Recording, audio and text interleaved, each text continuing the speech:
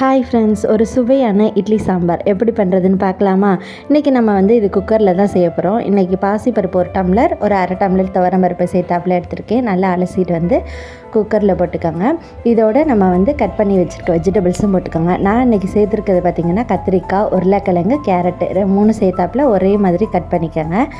இதை சேர்த்துட்டு இதோட நம்ம 4 பச்சை மிளகா, ஒரு 4 பல் பூண்டு, இது கூட நம்ம கட் பண்ணி வச்சுருக்க ஒரு பெரிய வெங்காயம், ஒரு தக்காளி இதோடு சேர்த்து நல்லா கலந்து விட்டுக்கோங்க. இது கூடவே சேர்த்து நம்ம உப்பும் போட்டுக்கோங்க.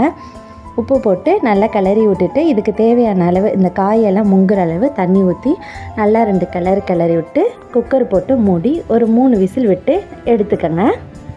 இப்போ பார்த்திங்கன்னா பருப்பு நல்லா வெந்து வந்திருக்கும். இது கூட நீங்கள் தண்ணி வேணால் ஆட் பண்ணிக்கோங்க. இப்போ இது தாளிக்கு தேவையான பொருட்கள் பார்த்துடலாமா?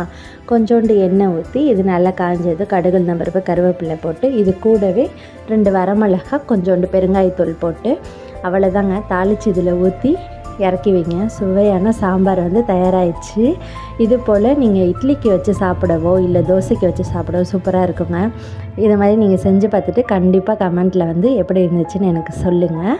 அவ்வளோதான் ஃப்ரெண்ட்ஸ், நம்ம நெக்ஸ்ட் வீடியோவில் பார்க்கலாம். பாய். நம்ம வீடியோக்கள் இதே போல் வர நம்ம சேனலை சப்ஸ்கிரைப் பண்ணுங்கள்.